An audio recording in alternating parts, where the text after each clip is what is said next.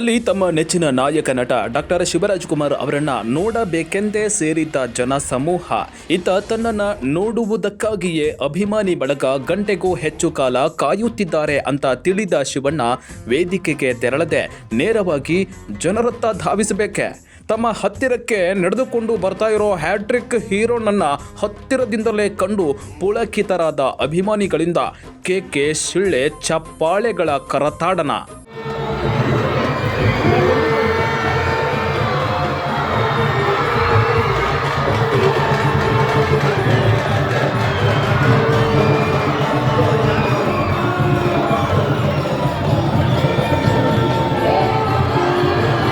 In my world of cinema, all I had was a dream and where I wanted to be and the will to work hard for it, real hard. And who can understand this better than Rohan Corporation?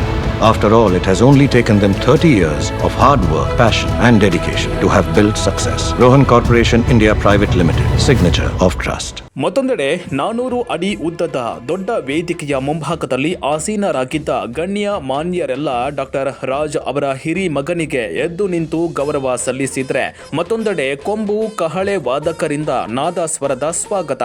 ಇದೆಲ್ಲವನ್ನ ಕಣ್ತುಂಬಿಕೊಳ್ಳುವಂತಾಗಿದ್ದು ಬಸವೇಶ್ವರ ನಗರದ doctor Ambedkar ಮೈದಾನದ ಆವರಣದಲ್ಲಿ ನಿನ್ನೆ ಸಂಜೆಯ ವೇಳೆ ಏರ್ಪಡಿಸಲಾಗಿದ್ದ ಕನ್ನಡ ಡಿಂಡಿಮ 2025ರ ವೈಭವೋಪೇತ ಕಾರ್ಯಕ್ರಮದಲ್ಲಿ.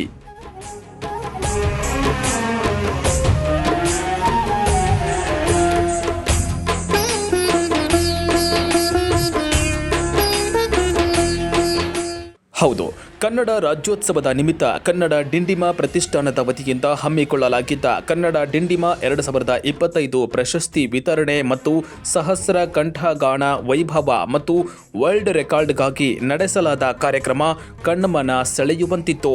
ಇದಕ್ಕೂ ಮುನ್ನ ಪಬ್ಲಿಕ್ ನೆಕ್ಸ್ಟ್ ಜೊತೆ ಮಾತನಾಡಿದ ಕನ್ನಡ ಡಿಂಡಿಮ ಪ್ರತಿಷ್ಠಾನದ ಮುಖ್ಯಸ್ಥ ವಿದ್ಯಾ ವಾಚಸ್ಪತಿ ಡಾಕ್ಟರ್ ಸಂತೋಷ್ ಗುರೂಜಿ ಅವರು ಕಾರ್ಯಕ್ರಮದ ಉದ್ದೇಶವನ್ನ ವಿವರಿಸಿದರು.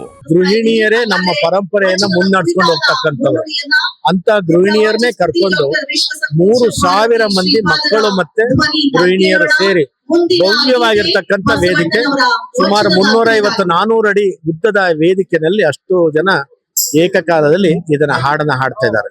ಇದರೊಳಗೆ ವಚನ ಸಾಹಿತ್ಯ, ದಾಸ ಸಾಹಿತ್ಯ, ತತ್ವಪದ ಎಲ್ಲವೂ ಇದಾವೆ. ಕುವೆಂಪು ಅವರ ಊರಲ್ಲೇ ಅವರು ಹುಟ್ಟಿ ಕುವೆಂಪು ಅವರನ್ನ ಇಡೀ ಜಗತ್ತಿಗೆ ಇಷ್ಟು 3,000 ಜನ ಏಕಕಂಠದಲ್ಲಿ ಹಾಡೋ ಮೂಲಕ ಅವರನ್ನು ಪರಿಚಯ ಮಾಡೋ ಜೊತೆಗೆ ಕನ್ನಡದ ಭಾಷೆಗೆ ಕನ್ನಡ ಧ್ವಜ ಆಗಿರುವ ರಾಜ್ಕುಮಾರ್ ಅವರನ್ನು ಗೌರವಿಸುವ ಮೂಲಕ ನಮ್ಮ ಸಂತೋಷ್ ಗುರೂಜಿ ಅವರ ನೇತೃತ್ವದಲ್ಲಿ ಒಂದು ಅದ್ದೂರಿ ಹಬ್ಬವನ್ನ ಮಾಡ್ತಾ ಇದ್ದೇವೆ.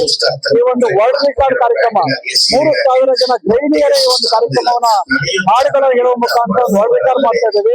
ಇಲ್ಲಿವರೆಗೆ ಯಾರು ಕೂಡ ಕನ್ನಡದ ಈ ಒಂದು ರಾಜ್ಯೋತ್ಸವ ಈ ರೀತಿ ಮಾಡಿಲ್ಲ. ನಿಜವಾಗ್ಲೂ ಒಂದು ಒಳ್ಳೆಯ ಕನ್ನಡದ ನಾಡು ನುಡಿ ಮತ್ತೆ ಆಚಾರ ವಿಚಾರ ಬಗ್ಗೆ ಆಸಕ್ತಿ ಇರ್ತಕ್ಕಂಥವ್ರು ನಾವುಗಳು ಇದು ಮುಂದಿನ ಪೀಳಿಗೆಗೆ ಒಂದು ತಿಳಿಸ್ಕೊಡ್ತಕ್ಕಂತ ಒಂದು ಒಳ್ಳೆಯ ಕಾರ್ಯಕ್ರಮವನ್ನ ಇವತ್ತು ಆಯೋಜನೆ ಆಗಿದೆ.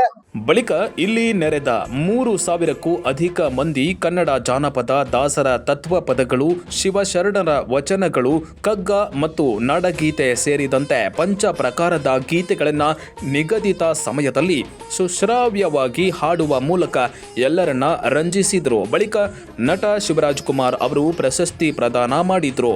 ಈ ಸಂದರ್ಭದಲ್ಲಿ ಡಾಕ್ಟರ್ ಅಂಬೇಡ್ಕರ್ ಕ್ರೀಡಾಂಗಣದಲ್ಲಿ ಸೂಕ್ತ ಪೊಲೀಸ್ ಭದ್ರತಾ ವ್ಯವಸ್ಥೆಯನ್ನ ಕಲ್ಪಿಸಲಾಗಿತ್ತು. ವಿನಯ್ ಗುರೂಜಿ ಸೇರಿದಂತೆ ಮತ್ತಿತರ ಕನ್ನಡ ಪರ ಸಂಘಟನೆಗಳ ನಾಯಕರು ಈ ವೇಳೆ ಹಾಜರಿದ್ದರು.